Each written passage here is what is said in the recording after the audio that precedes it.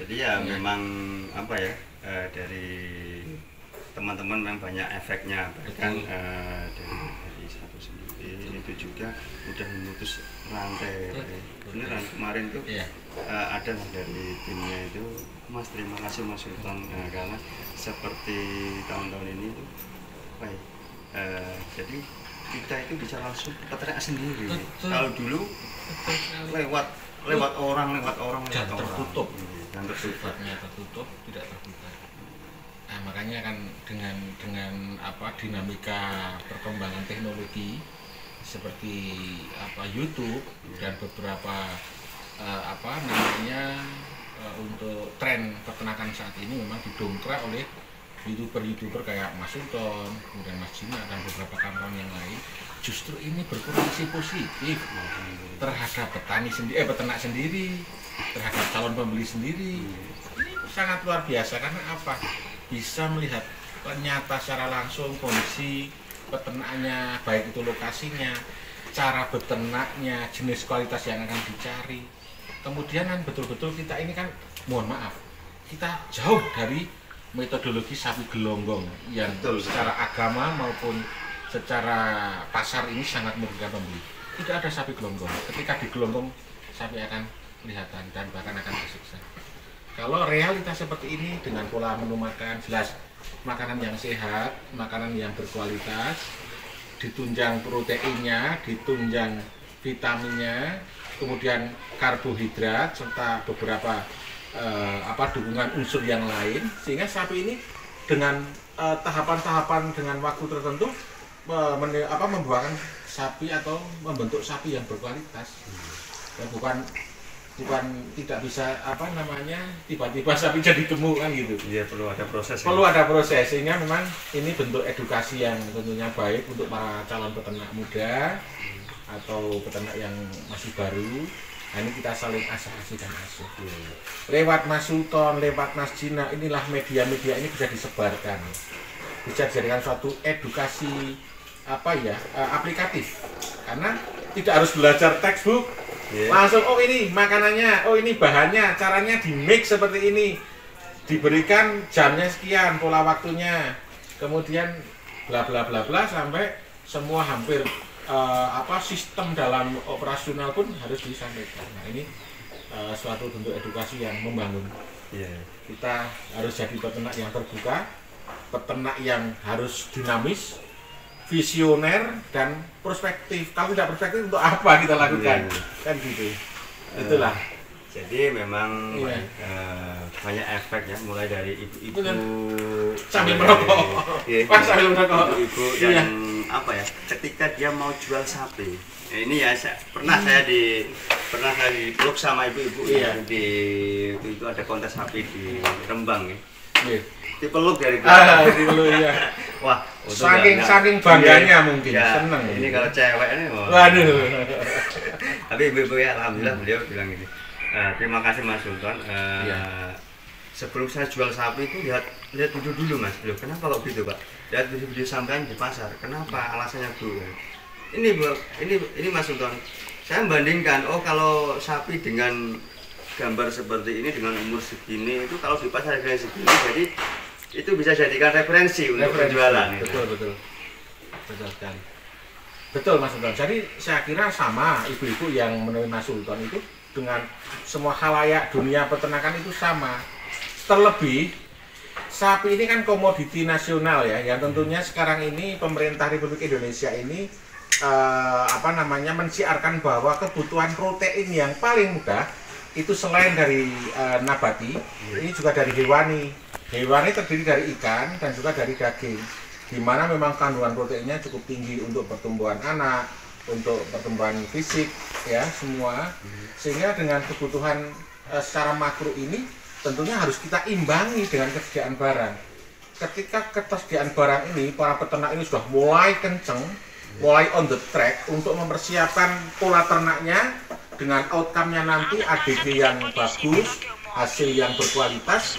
Nah, insya Allah pemerintah juga akan mempertimbangkan hal ini. Ternyata sumber daya alam kita, peternakan lokal kita ini mampu memenuhi kebutuhan nasional.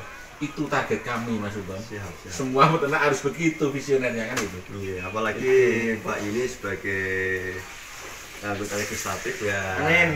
Hanya kebetulan. Ya harus inilah Pak ya, mengasih support untuk peternak-peternak yang ada di lingkungan. Betul. Nah, semoga kedepannya ini peternak Indonesia semakin maju. Amin. Kebutuhan pemerintah untuk apa? Untuk Kebutuhan dagingnya itu tercukupi. Itu Mas Sultan. Kita ini kan bangsa, kita kata Bung Karno, Indonesia adalah bangsa berdikari yang mampu untuk mandiri sebenarnya gitu. Kita dari Sabang sampai Merauke kita diberikan anugerah alam yang indah, alam yang subur, ternak yang makmur, ngeremboko istilah beliau karena orang Jawa Timuran. Bahwa sesungguhnya segala sesuatunya ini tergantung dari niat kita. Ketika niat kita bulat, kemudian ada sentuhan-sentuhan dari Mas Sultan dan kawan-kawan ini motivasi yang luar biasa. Sehingga yang kemarin ini belum tahu Limousin itu seperti apa, Simmental seperti apa. Ya, cross pegon Bali. Ya. Kemudian prospeknya seperti apa, perspektifnya ke depan seperti apa. Nah, ini sekarang sudah terbuka. Iya. Dunia ini sempit kan gitu. Ya. Jadi orang Jawa Timur bisa lihat, oh ini sapi di Jawa Tengah, orang Bali bisa lihat, orang Aceh bisa lihat. Betul. Nah, sebenarnya Pak, saya itu dulu kan melihara sapi itu karena Bapak, ya.